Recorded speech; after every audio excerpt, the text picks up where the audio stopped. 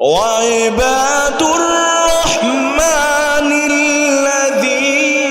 ইয়ামশুনা আলাল আরদি হাওনা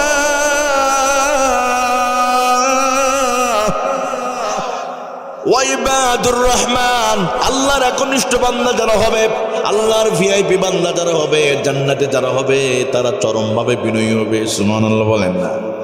আমার প্রিয় ভাইয়ের, আমার নবী কতটা বিনয়ী, অথচ সেই নবীর উম্মত আজকে কথায় কথায় রেগে যায়। আমি এটা শেষ করবো, ওটা করবো, আছে না এটা করবো। আরে কেন অহংকারী কথা বলবো কেন ভাই? এই পৃথিবীতে যত অহংকারী জাতি এসেছে আল্লাহ সবাইকে ধ্বংস করেছে, একটারও বাদ রাখে নাই। আপনি তো কুরআনুল কারীম বের করেন, সূরা ফজর বের করেন, দেখেন আদ জাতির কথা বলা হয়েছে, পৃথিবীতে সবচেয়ে শক্তিশালী জাতি হওয়ার পর আল্লাহ তাদেরকে শেষ করে শুধুমাত্র একটা অহংকারের জন্য। ওরা বিনয়ী ছিল না, চরমভাবে অহংকারী। এই জন্য আদ জাতিকে আল্লাহ শেষ করে আল্লাহ বলেন, কোরআনে বলেছে আবারও, আলাম তারা কাইফা ফাআলা রাব্বুকা বিআদিন ইরম যাতিল ইমাদ ওয়া সামুদাল্লাযীনা জাবুস সাখরা বিল ওয়াদ। আল্লাহু আকবার।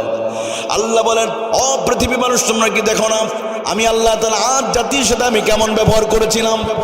যে আদ জাতি অহংকারী ছিল, চরম অহংকারী। কেমন অহংকারী ছিল? যখন নবী হুদ আলাইহিস সালাম তাদেরকে গিয়া বলল, খবরদার, এক আল্লাহ ছাড়া অন্য কারো গোলামি করা যাবে না, আল্লাহর আযাব কিন্তু আসবে। এবার আদ জাতি বলল, ও হুদ, তুমি আমাদেরকে কার ভয় দেখাও? আমরা তো জগতের সবচেয়ে শক্তিশালী। ও ক্বালু মান আশাদ্দু মিন্না কুওয়া, আমাদের চাইতে জগতে আর কেউ শক্তিশালী নাই, তুমি কারে ভয় দেখাও? আমরা আদ জাতি পৃথিবীর সবচেয়ে শক্তিশালী। সেই জাতিকে আল্লাহ কি করছে? আদ জাতিকে শেষ করে নাই? অহংকারী জাতি, সীমালঙ্ঘন জাতি, আল্লাহ এমন ভাবে আযাব দিল, ওরা বলল, হাত ও হুদ, তোমার আল্লাহ যদি আযাব দিতে পারে একটু দেখাও, আমরা আযাবটা একটু দেখি। এবার আল্লাহ তাআলা কি করলেন? ওয়া আম্মা আদুন ফাউহলিকু বিরিহিন সরসরিন আতিয়া সাখখারাহা আলাইহিম সাবআ লায়ালিন ওয়া সামানিয়াতা আইয়াম। আল্লাহ তাআলা ওই অহংকারী জাতিকে 7 দিন 7 রাত ধরে আকাশের উপরে এমন একটা ঘূর্ণিঝড় দিয়ে আকাশের শূন্যর উপর রেখে দিল। এরপর 9 দিনের মাথায় জমিনে আসার দিয়ে আল্লাহ তাদেরকে ধ্বংস করে দিয়েছে। এ জগতে যারা অহংকার করেছে, সীমালঙ্ঘন করেছে, আল্লাহ তাদেরকে তাদের পতন ঘটিয়ে দিয়েছে। কথা কোন ঠিক কিনা? আমাদের আগেও যারা ক্ষমতায় ছিল তারা কথায় কথায় বলতো, আমাদের চাইতে কে শক্তিশালী আছে? করুণার চাইতে শক্তিশালী, আমাদেরকে কেউ ক্ষমতা থেকে নামাতে পারবে না, বলতো না এরকম? ওই আদ জাতির মতো তারাও বলতো। তখন অনেক হুজুররা সাবধান করতো, খবরদার এগুলো বলেন না। যখন আলেমরা যখন সাবধান করতে গিয়েছে, তখন হুজুরদেরকে মামলা দিয়ে জেলখানার ভিতরে বন্দি রেখে দিত। কথা বলেন ঠিক কিনা? আমার প্রিয় ভাইরা, অথচ এগুলো থেকে মানুষ শিক্ষা নেয় না। যারা বলতো আমাদের চাইতে আর কেউ শক্তিশালী নাই, আমরা কখনো পালাই না, কিন্তু তারাও পালানোর জন্য আবার কখনো কখনো মুখের দাড়ি কেটে তারা এলাকা থেকে পালিয়ে যায়। কথা ঠিক কিনা? আজ জাতিকে সাইজ করছে কে?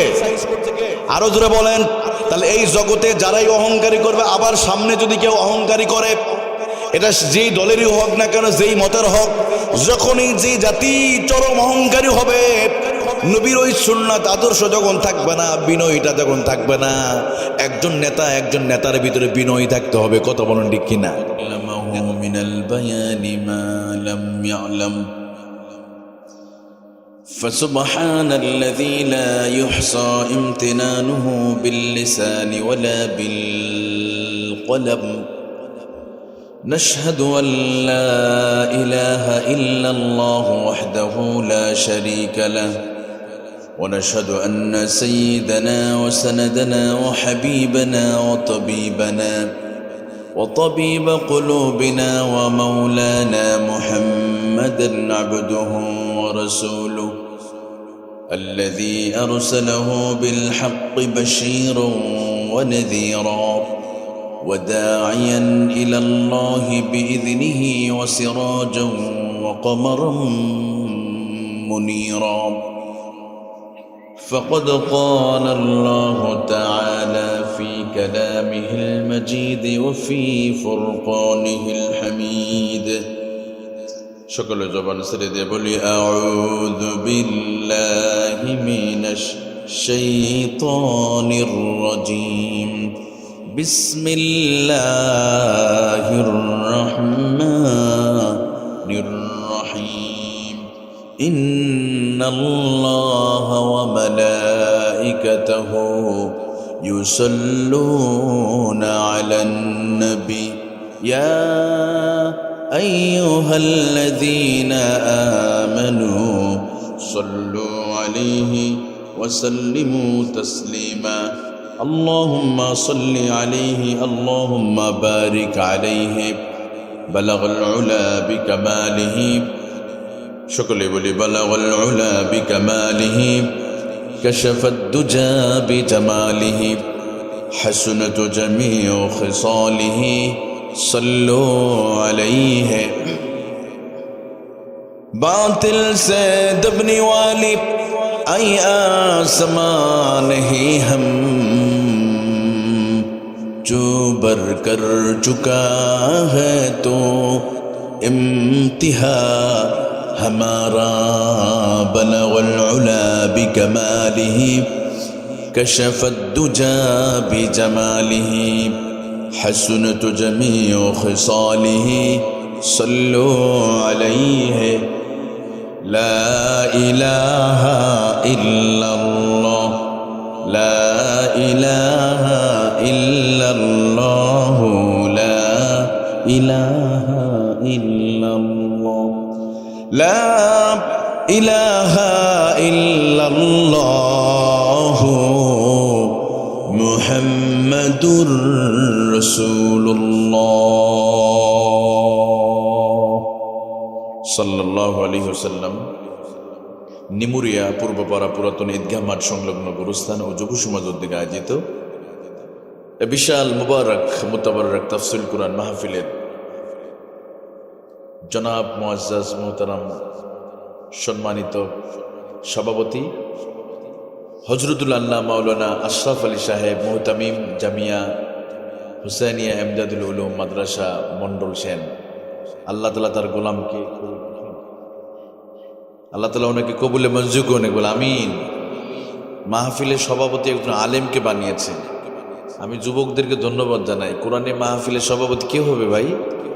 যে কোরআন যার কলিজার ভিতর কোরআনে জ্ঞান আছে। আমরা বিভিন্ন সময় এমনও সভাপতিদের নাম চলে আসে না নিলেও হয় না আবার, কিন্তু যাদের চরিত্র রাতের অন্ধকারে একরকম সূর্যের আলোতে আর এক রকম। কথা বলেন। কিন্তু হুজুরদের চরিত্র রাতেও যেমন দিনও তেমন। তা আমি মনে মাহফিল অর্ধেক সফল হয়ে গেছে। আমি যুবকদের কংগ্রেচুলেশন জানাই, একজন যোগ্য ব্যক্তিকে যথাযথ স্থানে তার স্থান দিয়েছে, আলহামদুলিল্লাহ। মুক্তাগাছা আলহামদুলিল্লাহ বলেন। আমি তো এটা জানতাম না, এই মুক্তাগাছায় কোনো আলেম স্যার সভাপতি দেওয়া হয় না। আসলে মুক্তাগাছা ঘরে ঘরে আলেম আছে না নাই? আলহামদুলিল্লাহ, এটা প্রমাণ বোঝা যাচ্ছে ঘরে ঘরে ওলামে কেরাম মুফতি হাফেজ কোরআন ভরে গেছে, আলহামদুলিল্লাহ। এই মুক্তাগাছায় দেখবেন সবচেয়ে বেশি তাবলিগ জামাতের লোক মিশে যায়। ময়মনসিংহে চিল্লাতে যায়, তাবলিগে যায়। চোর চুরি করতো, তাবলিগে চিল্লা দিয়ে আল্লাহর ওলি হয়ে গেছে, আছেন এরকম। এই জন্য দেখা যায় যে অধিকাংশ মানুষ মাদ্রাসা পড়ে না, হঠাৎ দেখবেন দাঁড়িয়ে রাখছে, ওই যে তাবলিগে গেছে। আল্লাহ দিনের খেদমত দেখে এলাকা বেশি। আমরা দুইটা জেলায় আমরা এটা পাই, আলহামদুলিল্লাহ। আপনাদের ময়মনসিংহে বিশেষ করে মুক্তাগাছা, গফরগাঁও, আবার ভোলা জেলাতে গেলে দেখা যায় আলহামদুলিল্লাহ মানুষ ওখানে কি পরিমাণ দাওয়াতে তাবলিগে কাজ চলে, আপনি অবাক হবেন। এমনও দ্বীপ ভোলার ভিতরে আইন আছে, টোটালি জোরে গান বাদ্য বাজনা নিষিদ্ধ। যদি কারো বিবাহে গান বাজনা বাজায়, কোনো মানুষ তার মেয়ের বিয়েতে যাবে না। সুবহানাল্লাহ বলেন। আচ্ছা, এই আইনটা যদি আমরা করতে পারি, আস্তে আস্তে বন্ধ হবে না? ও আমার ছেলের বিয়েতে আসবে না, আমার মেয়ের বিয়েতে কেউ আসবে না, সামাজিকভাবে বয়কট করবে, তখন ঠিকই ভয়ে বন্ধ করে দেবে। ঠিক এটা চালু আছে ভোলা। আপনি বলি ভোলা মনপুরা, ভোলা তজুমুদ্দিন, আমরা তো মাহফিল যাই, ঘরে ঘরে ওখানে চিল্লা দেওয়া মানুষ, এবং দিনকে মানে তারাও মাহফিল করে। আলোচনা করতেছে, কিন্তু সমাজ পরিবর্তন করে ফেলেছে। ওরা কোনো আইন চলে না, ওদের ব্যক্তিগত আইন চলে ওখানে। অথচ গত 2 দিন আগে কি হচ্ছে আপনারা দেখছেন।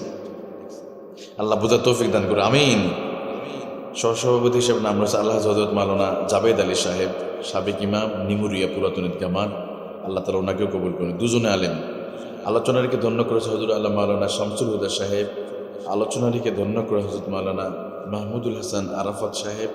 সব আপনাদের মুক্তাগাছা ময়মনসিংহের সন্তান। হাফিজ মাওলানা মুফতি মোশাররফ হোসেন কবির সাহেব কিছুক্ষণ আগে অত্যন্ত গুরুত্বপূর্ণ আলোচনা রাখছিলেন হযরত মাওলানা আতিকুর রহমান জাফরি সাহেব। সেই সাথে সঙ্গীত পরিচালনা করেছেন জাতীয় পুরস্কারপ্রাপ্ত শিল্পী হাবিবুল্লাহ মেজবা, পরিচালক ধূমকেতু কালচারাল একাডেমি। আল্লাহ তাআলা তাকেও কবুল করেন, আমিন।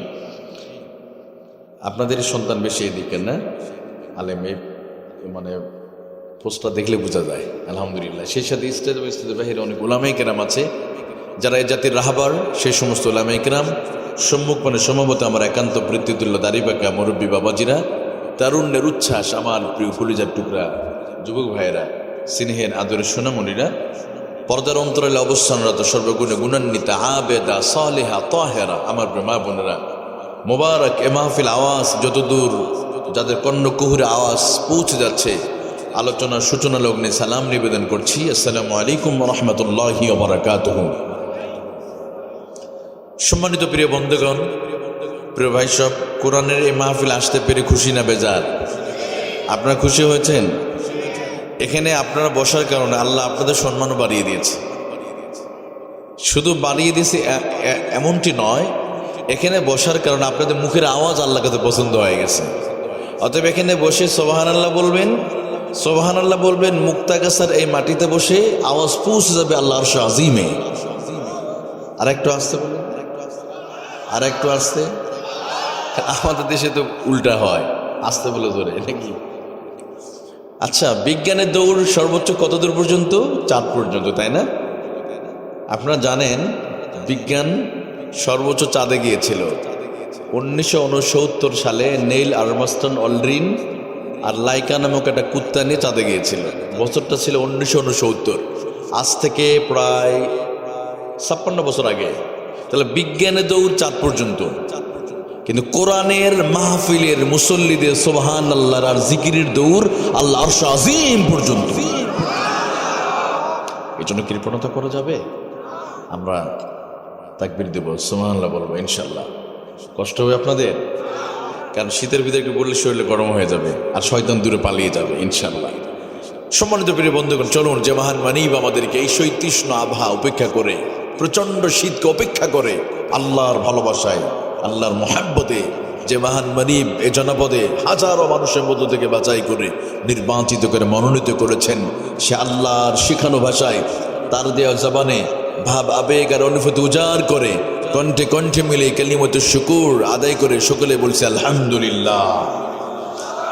লাখো করে দরুদ ও সালাতু সালাম বর্ষিত হক আকায়ে নামদার তাজদার মদিনা, বুলবুল মদিনা, দু জাহানের সরদার, আখিরাতের ব্যারিস্টার, ইমামুল মুরসালিন, সৈয়দুল মুরসালিন, নবীদের নবী, বিশ্ব সবার সভাপতি নবী মুহাম্মদুর রাসূলুল্লাহ সাল্লাল্লাহু আলাইহি ওয়াসাল্লামের উপরে নবীর প্রেমে মাতোয়ারা হয়, কলিজা উজাড় করে প্রিয় নবীদের শানে দরুদ এবং সালাম নিবেদন করছি।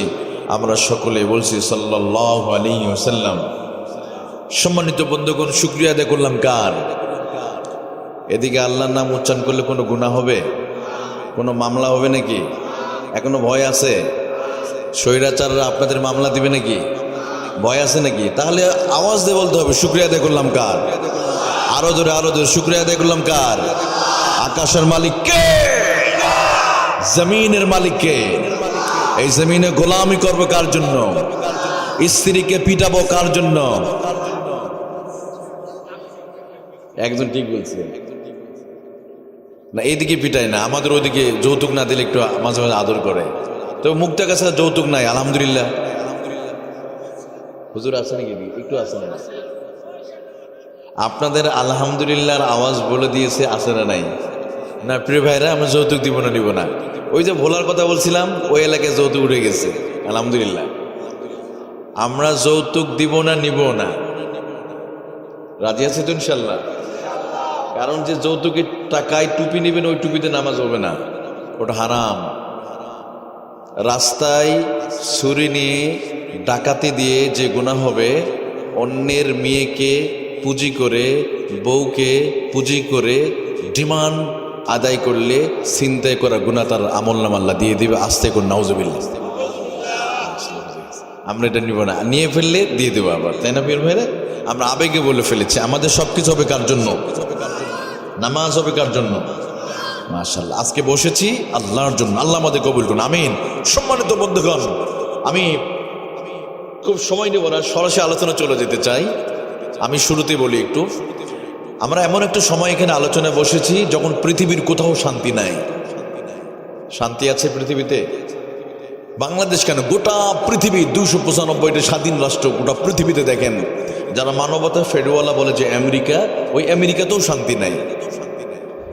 গোটা পৃথিবীর মানুষ শান্তির জন্য দিশাহারা, কিন্তু কোথাও শান্তি নেই। তো আমরা 1947 সালে ব্রিটিশদেরকে তাড়িয়ে আমরা শান্তির জন্য উপমহাদেশ দুই ভাগে ভাগ হয়ে গেল, একদিকে ভারত আর একদিকে পাকিস্তান। কিন্তু এখানে আমরা পরিপূর্ণভাবে উপমহাদেশে মানুষগুলো শান্তিতে পারলো না, শান্তিতে বসবাস করতে পারে নাই।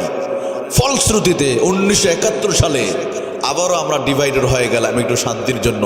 একদিকে চলে গেল পাকিস্তান, অন্যদিকে পূর্ব পাকিস্তান হয়ে গেল নতুন একটা দেশ বাংলাদেশ।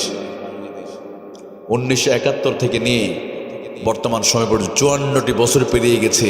আমাদের মুক্তিযোদ্ধারা বুকের তাজা রক্ত ঢেলে দিয়ে এই 56,000 বর্গমাইল ঘোষিত রাষ্ট্র দিল, কিন্তু প্রকৃতপক্ষে আমরা তাদের রক্তের সাথে আমরা বেঈমানি করেছি। কথা বলুন ঠিক কিনা? এদেশে মানুষকে আমরা শান্তি দিতে চরমভাবে ব্যর্থ হয়েছি। বরং আমি অনেক সময় মনে করি এই বাংলাদেশে কুত্তা বিড়ালের ভিতরে যে শান্তিটা আছে, ওই শান্তি আজকে মানুষের ভিতর না। একটা কুকুর কুকুরকে মার্ডার করে না, বিড়াল বিড়ালকে হত্যা করে না, মুরগি মুরগিকে জবাই করে না, বিড়াল বিড়ালকে মামলা দিয়ে জেলখানা ঢুকায় না, কিন্তু মানুষ মানুষকে মেরে কেটে টুকরো টুকরো করে বস্তা বন্দি করে নদীতে ফেলে দেয়। তাহলে 71-এর পর থেকে আমরা শান্তির জন্য আমরা কি করলাম? দেশ স্বাধীন করলাম। আমাদের মুক্তিযোদ্ধারা অনেকে বেঁচে আছে, আমরা দোয়া করি আল্লাহ তাদেরকে মাফ করে দিক, আমিন।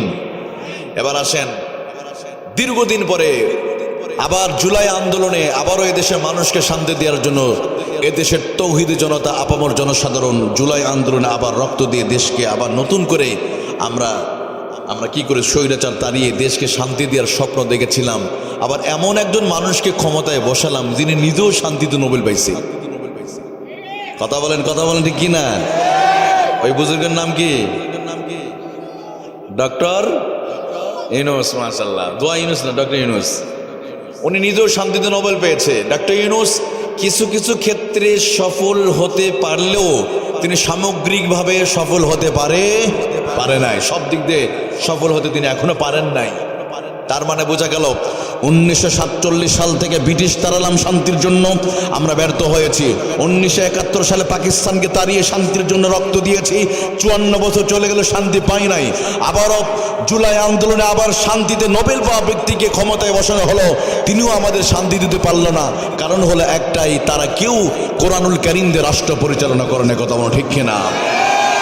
এই জন্য আল্লাহ রাব্বুল আলামিন বলে, দুনিয়ার মানুষকে শোনো, তোমাদেরকে আব্রাহাম লিঙ্কনের কাছে যাওয়া লাগবে না, ডক্টর ইউনূসদের কাছে যাওয়া লাগবে না, লেনিন কালমার্সের কাছে যেতে হবে না, তোমাদেরকে হাজারো নোবেল পাওয়া ব্যক্তিদের কাছে যাওয়া লাগবে না। তোমরা যদি কোরআনুল কারীমে যদি ফিরে যেতে পারো, ফামান তাবিয়া হুদায়া ফালা খাউফুন আলাইহিম ওয়ালা হুম ইয়াহজানুন।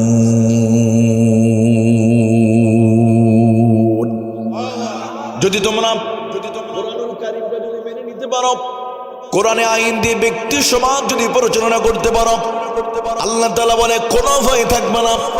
ওই সমাজে দোকানগুলো খোলা থাকবে, নারীর রাস্তা চলাফেরা করবে, হত্যা তো দূরের কথা, দোকান চুরি তো দূরের কথা, ধর্ষণ তো দূরের কথা, কোনো কটু কথা বলার সাহস কেউ পাবে না।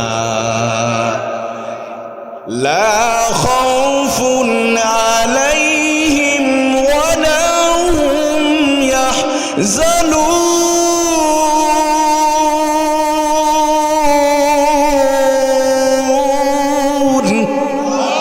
আল্লাহ রাব্বুল আলামিন বলে কোনো ভয় থাকবে না। দুনিয়াতেও থাকবে না, মৃত্যুর পরের জীবনে তাদের কোনো ভয় থাকবে না, যদি তারা কোরআনটা যদি মেনে নিতে পারে। আমার বন্ধুগণ, আমার প্রিয় ভাইরা, এই জন্য আসুন, শান্তির জন্য আমার যদি ফিরে যেতে হয় কোন কিতাবের দিকে যাওয়া লাগবে? কোরআনের দিকে যাওয়া লাগবে। আপনার ওই হাজারো নোবেল পাওয়া ব্যক্তিদেরকে যদি ক্ষমতায় বসায় দেন আর কোরআনকে বাইপাস করে নিজেদের মস্তিষ্কে প্রসূত আইন দিয়ে যদি রাষ্ট্র চালায়, আল্লাহ তাআলা বলে কিয়ামত কায়েম হয়ে যাবে, পৃথিবীর মানুষকে তারা শান্তি দিতে পারবে। কিন্তু আল্লাহ বলে আমি কোরআন দিয়ে দিলাম, কোরআন যদি মেনে চলতে পারো, কারণ কোরআনের মধ্যে আমি আল্লাহ সব কিছু দিয়ে দিলাম। ওয়ানাজ্জালনা আলাইকাল কিতাবা তিবয়ানাল লিকুল্লি শাই। মানব জীবনের প্রতিটা দিক নিয়ে আমি আল্লাহ তাআলা কোরআনুল কারীমের ভিতরে আমি আল্লাহ বিশ্লেষণ করে দিলাম। মানব জীবনে যা প্রয়োজন আছে সব আমি এই কিতাবের মধ্যে দিয়ে দিয়েছি। সুবহানাল্লাহ বলেন। এই জন্য আমার প্রিয় ভাইরা, আসুন আমরা আমাদের দেশে শান্তি প্রতিষ্ঠার জন্য আমরা দুনিয়া আখেরাতে যদি আল্লাহর কাছে কবরে হাসরে যদি শান্তিতে যদি থাকতে চাই, আল্লাহর প্রিয় বান্দা যদি আমরা হতে হয়, তাহলে সেই বিষয়টা নিয়ে এখন আলোচনা হবে। সুবহানাল্লাহ বলেন। কিভাবে কি করে আমরা আল্লাহর একনিষ্ঠ গোলাম হতে পারি, কি করে আমরা আল্লাহর রহমানের প্রিয় বান্দা হতে পারি, কি করে আমরা আল্লাহর ভিআইপি বান্দা হতে পারি, সেই বিষয়টা আলোচনা আমরা করব। কষ্ট হবে? আলোচনার শিরোনামটা কি? আমরা সবাই আল্লাহর ভিআইপি বান্দা হয়ে জান্নাত যেতে চাই। সুবহানাল্লাহ বলেন। আমাদের চূড়ান্ত বাড়ি কোথায় ছিল? জান্নাতে। আবারও সেখানে যাব। আমরা যে জান্নাতে ছিলাম সেই জান্নাতে যাব ইনশাআল্লাহ। তাহলে আমার আল্লাহ তাআলা বলে, বান্দারা শোনো, যদি তোমরা জান্নাতে যদি যেতে চাও, আল্লাহর একনিষ্ঠ বান্দা যদি হতে চাও, তাহলে জান্নাতি মানুষদের তোমাদের পরিচয়টা জানতে হবে। আল্লাহর ভিআইপি বান্দা যারা আছে তাদের পরিচয় তোমাদের জানতে হবে, ওই বৈশিষ্ট্য তোমাদের অর্জন করতে হবে। আল্লাহ তাআলা এই জন্য কোরআনুল কারীমের সূরা ফুরকানের মধ্যে আল্লাহ বলেন, ওয়াইবাদুর রহমানিল্লাযীনা ইয়ামশুনা আলাল আরদি হাওনা। আল্লাহু আকবার। আল্লাহ রাব্বুল আলামিন বলেন, জান্নাতি ব্যক্তি যারা হবে, রহমানের একনিষ্ঠ গোলাম যারা হবে, আল্লাহর প্রিয় বান্দা যারা হবে, আল্লাহর ভিআইপি বান্দা যারা হবে, তাদের এক নম্বর পরিচয় হলো জমিন যখন তারা চলবে, ইয়ামশুনা আলাল আরদি হাওনা, বিনয়ের সাথে চলবে, বিনয় নম্রতার সহিত চলবে। তারা কোমল হৃদয়ের অধিকারী হবে। সুবহানাল্লাহ বলে। তারা কখনো কর্কশভাষী হবে না, মানুষকে ধমক দিবে না, অহংকারী হয়ে জমিনে চলবে। তাহলে এক নম্বর যদি জান্নাতে যেতে হয়, এক নম্বর বৈশিষ্ট্য আমার আল্লাহ বলেন কি, ওয়াইবাদুর রহমানিল্লাযীনা ইয়ামশুনা আলাল আরদি হাওনা।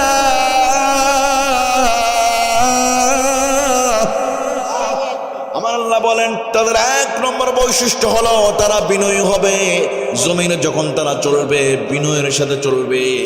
আমার বাবা জিনা, আমার যুবক ভাইরা, আমি যদি আপনাদেরকে বলি, চলেন তো পৃথিবীতে সবচাইতে বিনয়ী মানুষ কে ছিল? মাশাআল্লাহ, সুবহানাল্লাহ। আপনারা সবই জেনে গেছেন। আমরা যদি আল্লাহকে নিজেই প্রশ্ন করি, আল্লাহ তুমি একটু বলে দাও,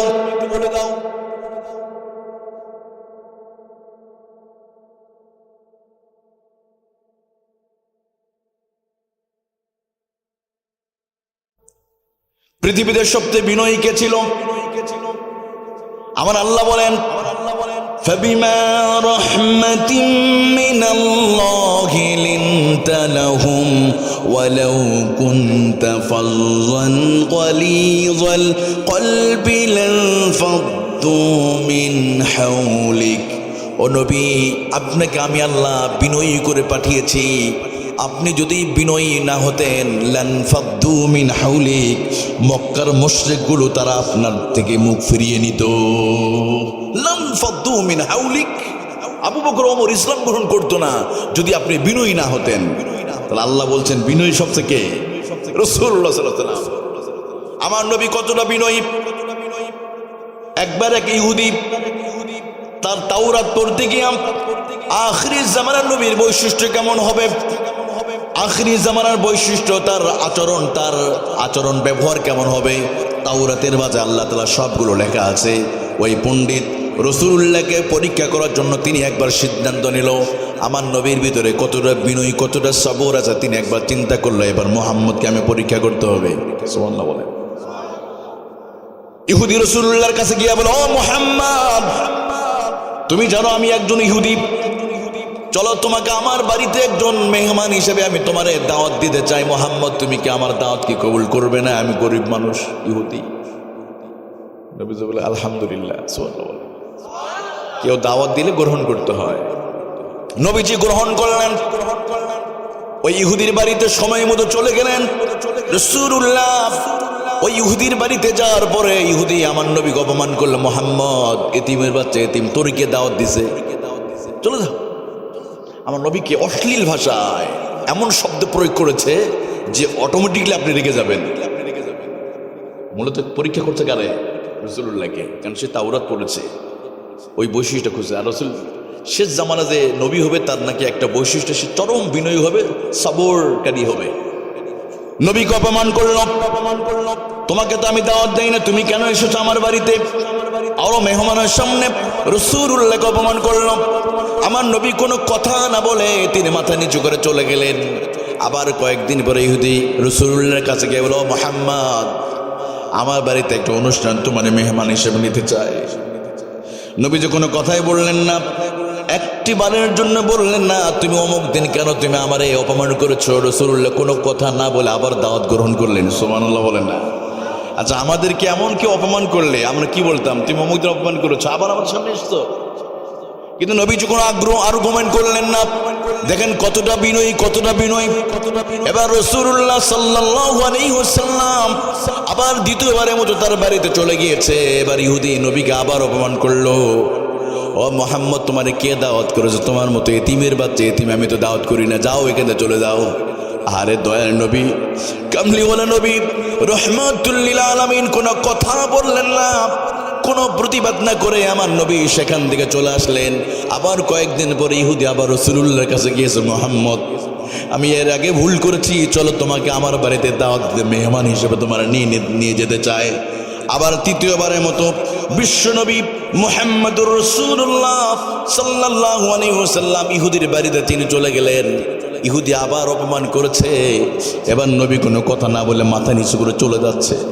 এমন সময় ইহুদি রাসূলুল্লাহ সাল্লাল্লাহু আলাইহি ওয়াসাল্লামের দুইটা হাত ধরে বলে, মুহাম্মদ, একটু দাঁড়াও, তোমার সাথে আমার কথা আছে। আসলে আমি 3টা দিন আপনাকে অপমান করেছি। আমার উদ্দেশ্য ছিল একটা, আমি তাওরাত কিতাব পড়তে গিয়ে আখিরি জামানার নবীর বৈশিষ্ট্য কেমন হবে, বিশেষ করে তিনি একজন বিনয়ী হবে, চরমভাবে বিনয়ী হবে, তিনি কখনো অহংকারী হবে না। আসলে এটা পরীক্ষা করার জন্য আমি 3 দিন ধরে আমি অপমান করেছি, দেখি আপনার ধৈর্য কেমন। অর্থাৎ 3 দিন আসে কিনা। আবার গালি দিয়েছে, আপনি কোনো কথা বলেন নাই। তার মানে বুঝতে আর আমার বাকি নেই, আপনি হলেন আখিরি জামানার শেষ নবী, আমি আর দেরি করতে চাই না। ওগো নবী, এই মুহূর্তে আপনি হাতে হাত রেখে কালিমা পড়ে জন্মের মতো মুসলমান হতে চায়। সুবহানাল্লাহ বলেন না। আমার নবী যে পৃথিবীতে ইসলাম প্রতিষ্ঠার জন্য সবচেয়ে বড় অস্ত্র ছিল এই বিনয়ী নামক অস্ত্র। সুবহানাল্লাহ। এটা আমি বলি না, একজন হিন্দু দার্শনিক বলেছিল। ভারতে যারা তাদেরকে জাতির পিতা মনে করে, ভারতে মহাত্মা গান্ধী, উনি তার একটা কিতাবের মধ্যে রাসূলুল্লাহ জীবনী পড়তে গিয়া মহাত্মা গান্ধী লেখে, আসলে অনেকে বলে মুহাম্মদ তরবারির মাধ্যমে ইসলাম ছড়িয়ে পড়েছে। না, আসলে তরবারির মাধ্যমে নয়, ইসলাম তরবারির মাধ্যমে ছড়িয়ে পড়ে নাই। নট দ্য সর্ড দ্যাট উন এ পিস ফর ইসলাম। পৃথিবীতে ইসলাম ছড়িয়ে পড়েছে মুহাম্মদ রাসূলুল্লাহর তার বিনয়ী, তার সুন্দর আচরণের জন্য। সুবহানাল্লাহ। তাহলে জান্নাতি হতে গেলে আমাদের বিনয়ী হওয়ার দরকার আছে না নাই? আমার পরিবারের সমাজে আমরা কি খুবই বিনয়ী? কেউ যদি মা বাবা তুলে একটু বকা দেয়, বাস 14 গোষ্ঠী উদ্ধার করে দেয়। একটু সিম্পল বিয়ে বাড়িতে একটু গরুর গোস্ত কম হয়েছে, বাস এটা নিয়ে মারামারি শুরু হয়ে গেছে। কিছুদিন আগে দেখছেন না আপনারা, মানে বরের মা স্ট্রোক করে ফেলেছে, কনের বাবা স্ট্রোক করছে, একটু গরুর গোস্ত কম হয়েছে। দেখেন আমরা কতটা অধৈর্যশীল মানুষ, আমাদের বিনয়ী কোথায় গেল? যে ইসলাম আমার বিনয়ী শিখেছে আজকে নাই। রাসূলুল্লাহ শত্রুকে কাছে পেয়ে তিনি মাফ করছে। সুবহানাল্লাহ বলে। শত্রুকে কাছে পেয়েও তিনি ছেড়ে দিয়েছেন। কতটা বিনয়ী হলে মানুষেরা করতে পারে। আরে আপনারা তো জানেন একটা ঘটনা, রাসূলের সিরাত থেকে শোনায় আপনাদেরকে। নজদের সীমান্তবর্তী এলাকা থেকে একবার ইয়ামামার বাদশা সুমামা বিন উসাল রাসূলুল্লাহকে হত্যা করার জন্য ছুরি নিয়ে চলে আসছে, মদিনায় প্রবেশ করেছে, রাসূলুল্লাহকে জবাই করবে। নাউজুবিল্লাহ বলেন। ইয়ামামার বাদশা সুমামা বিন উসাল নবী মুহাম্মদুর রাসূলুল্লাহ সাল্লাল্লাহু আলাইহি ওয়াসাল্লামকে হত্যা করার জন্য নজদের সীমান্ত দিয়ে তিনি মদিনায় প্রবেশ করেছে। এমন সময় সাহাবীদের দৃষ্টিতে ধরা পড়ল। সাহাবীরা সঙ্গে সঙ্গে সুমামা বিন উসালকে, আমার নবী তাকে অ্যারেস্ট করে ফেললো, ধরে ফেললো সাহাবীরা।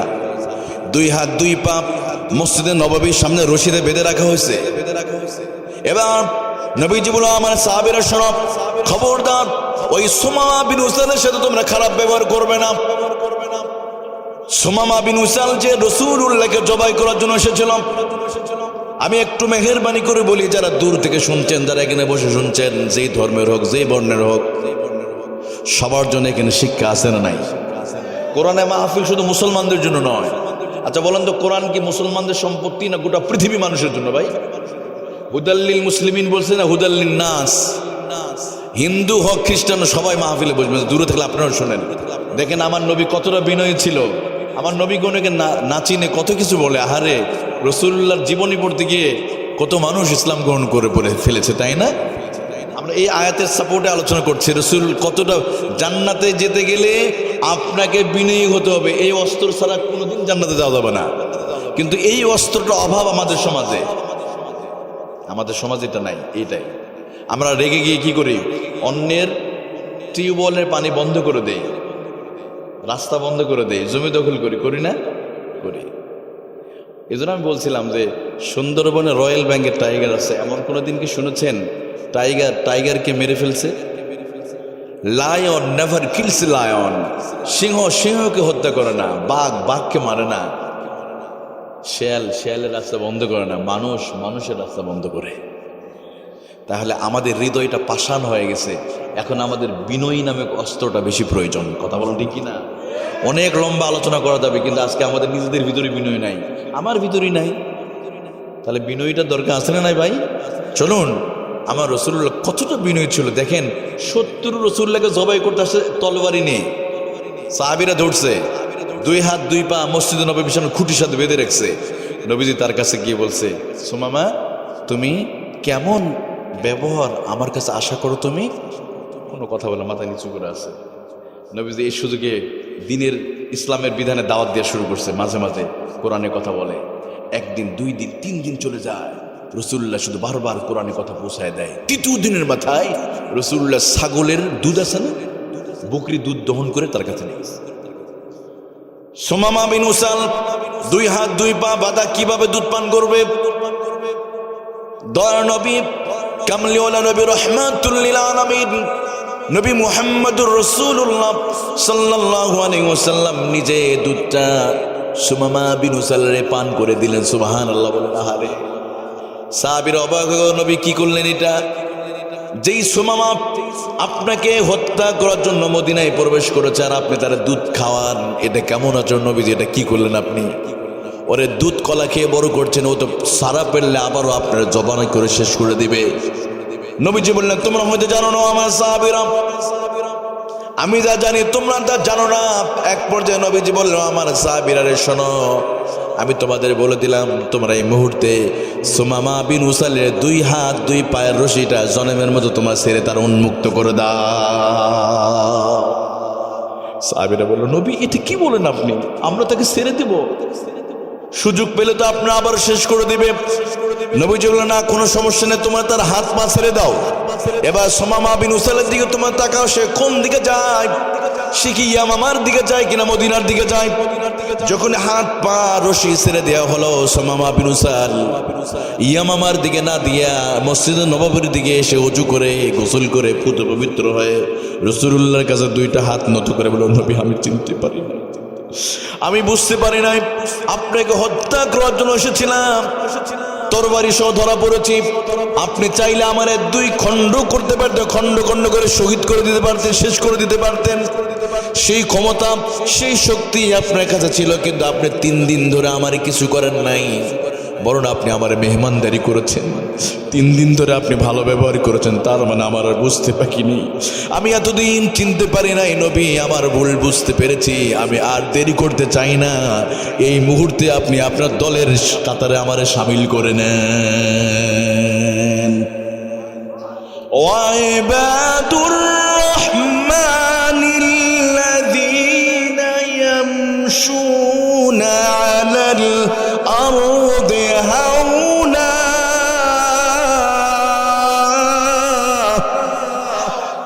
ওয়াইবাদুর রহমান, আল্লাহর একনিষ্ঠ বান্দা যারা হবে, আল্লাহর ভিআইপি বান্দা যারা হবে, জান্নাতে যারা হবে, তারা চরমভাবে বিনয়ী হবে। সুবহানাল্লাহ বলেন না? আমার প্রিয় ভাইয়ের, আমার নবী কতটা বিনয়ী, অথচ সেই নবীর উম্মত আজকে কথায় কথায় রেগে যায়। আমি এটা শেষ করবো, ওটা করবো, আছে না এটা করবো। আরে কেন অহংকারী কথা বলবো কেন ভাই? এই পৃথিবীতে যত অহংকারী জাতি এসেছে আল্লাহ সবাইকে ধ্বংস করেছে, একটারও বাদ রাখে নাই। আপনি তো কুরআনুল কারীম বের করেন, সূরা ফজর বের করেন, দেখেন আদ জাতির কথা বলা হয়েছে, পৃথিবীতে সবচেয়ে শক্তিশালী জাতি হওয়ার পর আল্লাহ তাদেরকে শেষ করে শুধুমাত্র একটা অহংকারের জন্য। ওরা বিনয়ী ছিল না, চরমভাবে অহংকারী, এই জন্য আদ জাতিকে আল্লাহ শেষ করে আল্লাহ বলেন, কোরআনে বলেছে আবারও, আলাম তারা কাইফা ফাআলা রাব্বুকা বিআদিন ইরম যাতিল ইমাদ ওয়া সামুদাল্লাযীনা জাবুস সাখরা বিল ওয়াদ। আল্লাহু আকবার। আল্লাহ বলেন, ও পৃথিবী মানুষ, তোমরা কি দেখো না আমি আল্লাহ তাআলা আদ জাতির সাথে আমি কেমন ব্যবহার করেছিলাম? যে আদ জাতি অহংকারী ছিল, চরম অহংকারী। কেমন অহংকারী ছিল? যখন নবী হুদ আলাইহিস সালাম তাদেরকে গিয়া বলল, খবরদার, এক আল্লাহ ছাড়া অন্য কারো গোলামি করা যাবে না, আল্লাহর আযাব কিন্তু আসবে। এবার আদ জাতি বলল, ও হুদ, তুমি আমাদেরকে কার ভয় দেখাও?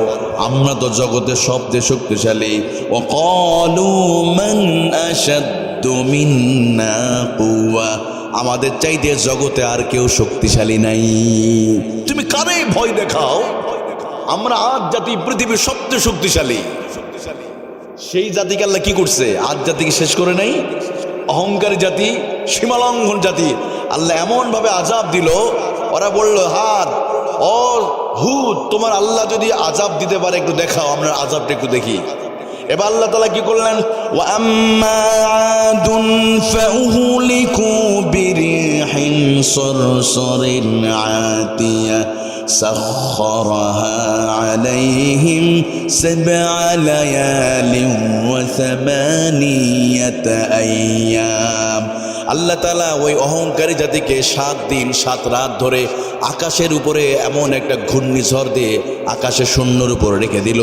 এরপর 9 দিনের মাথায় জমিনে আসার দিয়ে আল্লাহ তাদেরকে ধ্বংস করে দিয়েছে। এ জগতে যারা অহংকার করেছে, সীমালঙ্ঘন করেছে, আল্লাহ তাদেরকে তাদের পতন ঘটিয়ে দিয়েছে। কথা কোন ঠিক কিনা? আমাদের আগেও যারা ক্ষমতায় ছিল তারা কথায় কথায় বলতো, আমাদের চাইতে কে শক্তিশালী আছে, করুণার চাইতে শক্তিশালী, আমাদেরকে কেউ ক্ষমতা থেকে নামাতে পারবে না, বলতো না এরকম? ওই আদ জাতির মতো তারাও বলতো। তখন অনেক হুজুররা সাবধান করতো, খবরদার এগুলো বলেন না। যখন আলেমরা যখন সাবধান করতে গিয়েছে, তখন হুজুরদেরকে মামলা দিয়ে জেলখানার ভিতরে বন্দি রেখে দিত। কথা বলেন ঠিক কিনা? আমার প্রিয় ভাইরা, অথচ এগুলো থেকে মানুষ শিক্ষা নেয় না। যারা বলতো আমাদের চাইতে আর কেউ শক্তিশালী নাই, আমরা কখনো পালাই না, কিন্তু তারাও পালানোর জন্য আবার কখনো কখনো মুখের দাড়ি কেটে তারা এলাকা থেকে পালিয়ে যায়। কথা ঠিক কিনা? আজ জাতিকে সাইজ করছে কে? আরো জোরে বলেন। তাহলে এই জগতে যারাই অহংকারী করবে, আবার সামনে যদি কেউ অহংকারী করে, এটা যেই দলেরই হোক না কেন, যেই মতের হোক, যখনই যে জাতি চরম অহংকারী হবে, নবীর ওই সুন্নাত আদর্শ যখন থাকবে না, বিনয়ীটা যখন থাকবে না, একজন নেতার ভিতরে বিনয়ী থাকতে হবে। কথা বলেন ঠিক কিনা?